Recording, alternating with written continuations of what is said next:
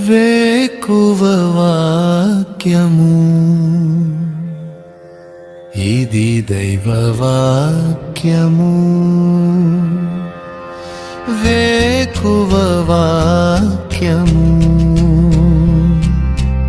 ఇది దైవ వాక్యము. వేకువ వాక్యము ఇది దైవ వాక్యము. వేకువ వాక్యము ఇది దైవ వాక్యము.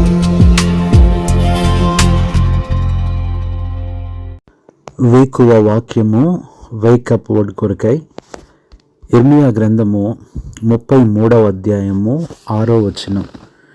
నేను దానికి ఆరోగ్యమును స్వస్థతను మరలా రప్పించుచున్నాను.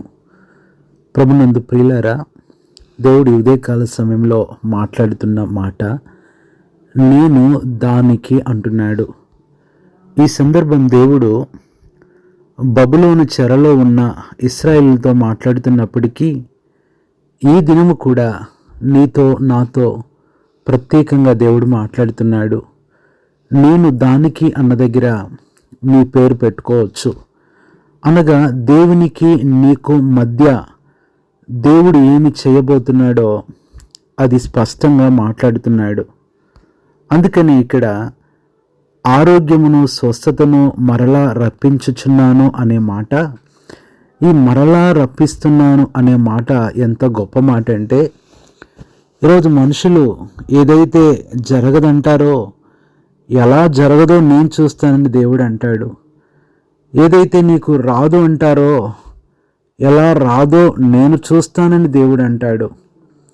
నేను చేయలేను అని నువ్వంటే, నువ్వు ఎలా చేయలేవో నేను చూస్తాను, నీ జీవితం ఎలా బాగోదో నేను చూస్తాను అంటున్నాడు. ఈ మరలా రప్పించుచున్నాను అనే మాట ఇశ్రాయేలు జీవితంలో ఒక కొత్త ప్రారంభాన్ని తెలియచేస్తుంది. అంటే దేవుడు ఆ చెరలో వారి అవిధేయతను బట్టి వారు మరలా దేవుని వైపు తిరిగినప్పుడు వారిని సమగ్రంగా పునరుద్ధరించి మరలా నూతన స్వస్థత, సమృద్ధి, సమాధానము తెస్తానని చెప్తున్నాడు. నిజంగా చెప్పాలంటే ఈ మాట ఇశ్రాయేలు యొక్క భవిష్యత్తు పునరుద్ధరణ గురించి దేవుడు వాగ్దానం చేశాడు. ప్రియులారా, ఈ ఉదయకాల సమయంలో ఇది ఒక కొత్త ప్రారంభం. నీ జీవితంలో కూడా దేవుడు ఒక కొత్త ప్రారంభాన్ని చేయాలనుకుంటున్నాడు. ఏ విషయంలో నష్టపోయావో, ఏ విషయంలో కోల్పోయావో, ఏ విషయంలో బాధపడుతూ వచ్చావో, మరలా తిరిగి నీ అదృష్టాన్ని తిరోగమన రూపంగా దేవుడు తీసుకొస్తాడని ఈ మాట సూచిస్తుంది. ప్రియ సహోదరి సహోదరుడా, నీ జీవితంలో కొత్త ప్రారంభం దేవుడు ఈరోజే ప్రారంభిస్తాడేమో. నీ పరిస్థితులు, నీ ఇబ్బందులు, నీ కష్టాలు, నీ శోధనలు, వీటన్నిటిని చూసి ఇక నేను చేయలేను, నా వల్ల కాదు అని అనుకుంటున్నావేమో. 99 స్వరాలు నీ వల్ల కాదు అన్నా ఒక్క దేవుని స్వరం నీ వల్ల అవుతుంది అన్నట్లుగా దేవుడు మాట్లాడుతున్నాడు. ఉదయకాల సమయంలో దేవుడు నీ జీవితంలో కూడా ఈ కొత్త ప్రారంభాన్ని తీసుకొని రావాలనుకుంటున్నాడు. విచ్ఛిన్నమైన యెరూషలేము ఎలాగైతే పునరుద్ధరణ చేస్తూ వచ్చాడో, దాని నివాసులను ఎలాగైతే దేవుడు మరలా ఆరోగ్యవంతులుగా చేశాడో, నిన్ను, నీ కుటుంబాన్ని కూడా దేవుడు అలాగా ఆశీర్వదించాలని కోరుతున్నాడు. నీ కష్ట పరీక్షల సమయంలో ఇది దేవుని ప్రోత్సాహం. నీ ఘోరమైన పరిస్థితుల్లో దేవుడు మరలా నీకు నెమ్మదిని తీసుకురావటానికి ఇది ఒక గుర్తుగా ఉపయోగపడుతుంది. ప్రియ సహోదరి సహోదరుడా, ఈ 33వ కీర్తనంతా మనం చదివితే, ఈ 33వ అధ్యాయం ఇర్మియా గ్రంథం మనం జాగ్రత్తగా చూసినట్లయితే, దేవుడు మన జీవితంలో ఏమేమి చేయగలడో అక్కడ అన్నీ కూడా రాస్తూ వచ్చాడు.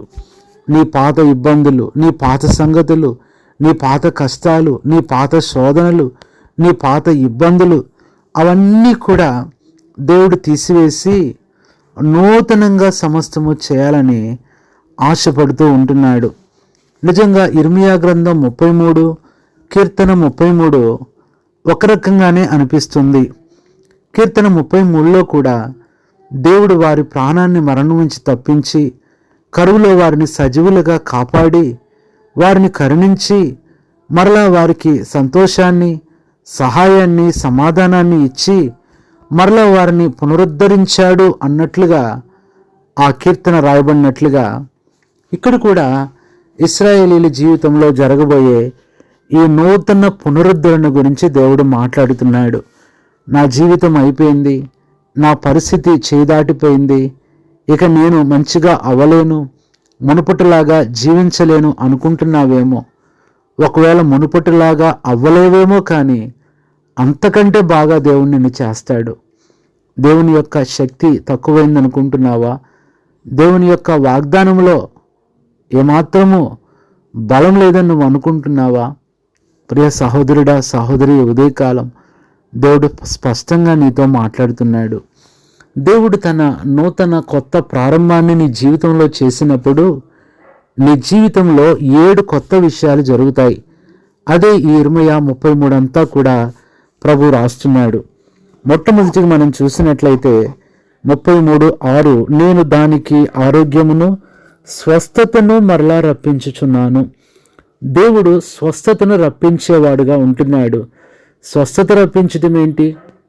అనారోగ్యం వచ్చేసి బలహీనమైపోయి చెయ్యి దాటిపోయి ఇక ఆ వ్యక్తి బ్రతకుడు అన్న పరిస్థితిలో దేవుడు మరలా ఆ స్వస్థతను రప్పించటం అనేది ఎంత గొప్ప నిరీక్షణను సూచిస్తుంది.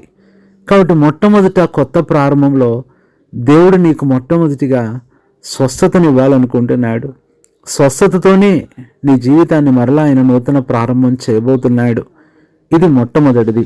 రెండవదిగా చూస్తే వారిని స్వస్థపరచుచున్నాను అంటూ వారికి సత్య సమాధానాలను సమృద్ధిగా బయలుపరిచేదను.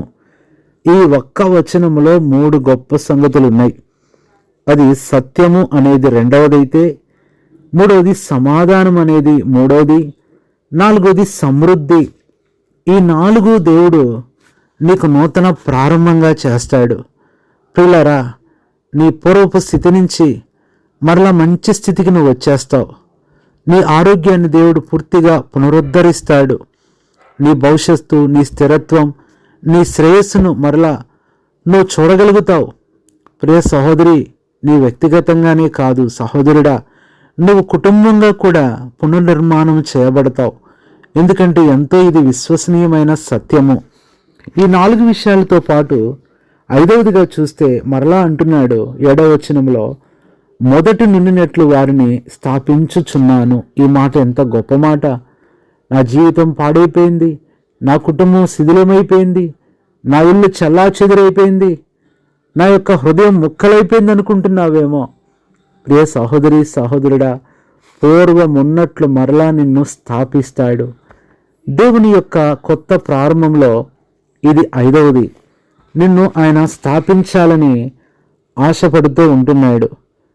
6వది మనం చూసినట్లయితే దేవుని వాక్యంలో నుంచి ఈ 10, 11 వచనాలు కలుస్తున్నాయి. యెరూషలేము వీధుల్లోనే సంతోష స్వరమును, ఆనంద స్వరమును వినపడుతుంది అంటున్నాడు. 6వది సంతోషాన్ని మరలా దేవుడు పునరుద్ధరిస్తాడు. నీ సంతోషాన్ని నువ్వు చూసి చాలా రోజులైందేమో, నవ్వను అనుకున్నావేమో, ఇక జీవితంలో నవ్వే భాగ్యం నాకు లేదు అనుకుంటున్నావేమో, ఇక సంతోషానికి నాకు ఎలాంటి సంబంధం లేదనుకుంటున్నావేమో, ఏడ్పుతో దుఃఖంతోనే జీవితాంతం గడపాలి అనుకుంటున్నావేమో. ప్రియ సహోదరి, సహోదరుడా, నీ ఆలోచన తప్పు. దేవుని ఆలోచన, దేవుని ప్రణాళిక నిన్ను సంతోషంగా ఉంచటమే. నువ్వు సంతోషంగా ఉండాలన్నదే దేవుని ఆశ, ఆయన యొక్క ఆశయం కూడా. ఇది 6వదిగా చూస్తున్నాం. 7వది మనం చూసినట్లయితే ఈ ఇర్మియా గ్రంథం 33వ అధ్యాయము ముగింపులోకి వచ్చినట్లయితే దేవుడు చివరి మాటలో వారి ఎడల జాలిపడి చెరలో నుండి వారిని రప్పించెదను. 7వది సమకూర్పు. అందుకని మొదటి ప్రారంభం రప్పించదనని ప్రారంభమై ఈ అధ్యాయం ముగింపు కూడా రప్పించదని అంటున్నాడు. ప్రియ సహోదరుడా, సహోదరి, ఏది రాదనుకుంటున్నావో, ఎందుకు రాదో నేను చూస్తానంటున్నాడు దేవుడు. ఏది జరగదనుకుంటున్నావో, ఎందుకు జరగదో నేను చూస్తానంటున్నాడు దేవుడు. ఇంత మంచి హామీ, ఇంత మంచి నిరీక్షణ, నమ్మకం నీకెవరు చెప్పగలరు? దేవుడు నీ పట్ల శ్రద్ధ చూపి, ఆయన మంచి మనసు చేసుకొని ఎంతో ఓపికతో, శ్రద్ధతో నీతో మాట్లాడుతున్నాడు. అయితే ప్రియ సహోదరి, సహోదరుడా, నీ జీవితంలో ఇవన్నీ దేవుడు నూతన ప్రారంభం చేయాలంటే నువ్వు చేయవలసిన పని ఒకటే ఉంది. అది 3వ వచనంలో, నాకు మొరపెట్టుము, నేనప్పుడు నీకెన్నే ఉత్తరం ఇచ్చేస్తానంటున్నాడు.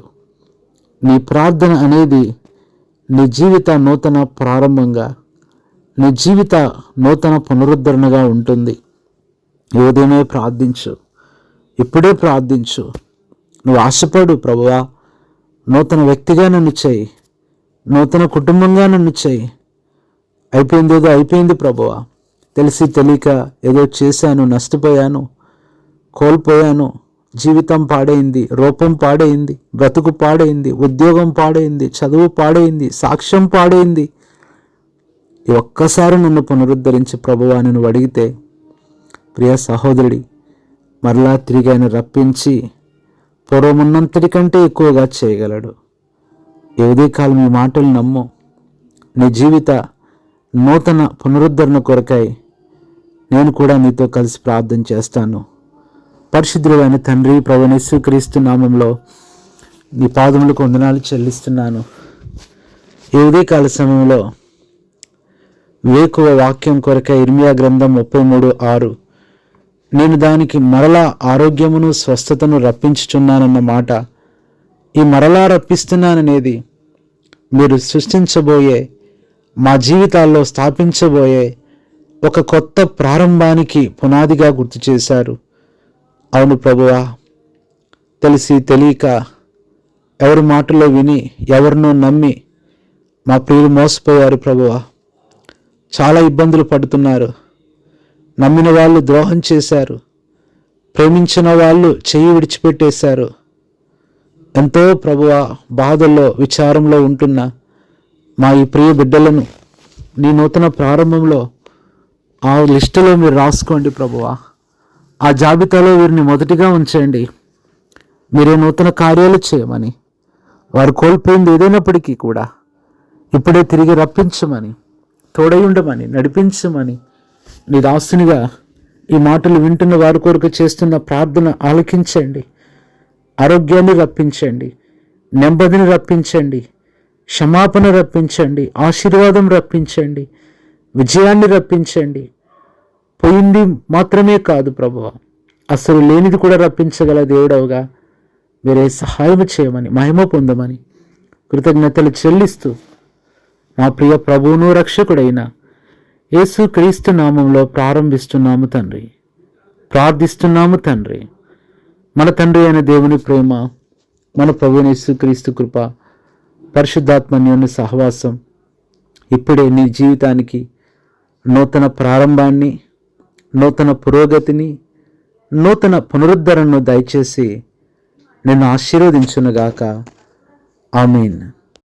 కృంగుదలలో దార్చుటకు, కన్నీటినంతటిని తుడుచుటకు, దినమంతా సిద్ధపరచుటకు, దైవ చిత్తం గ్రహించుటకు. కృంగుదలలో దార్చుటకు, కన్నీటినంతటిని తుడుచుటకు, దినమంతా సిద్ధపరచుటకు, దైవ చిత్తం గ్రహించుటకు. వేకువ వాక్యము, ఇది దైవ వాక్యము.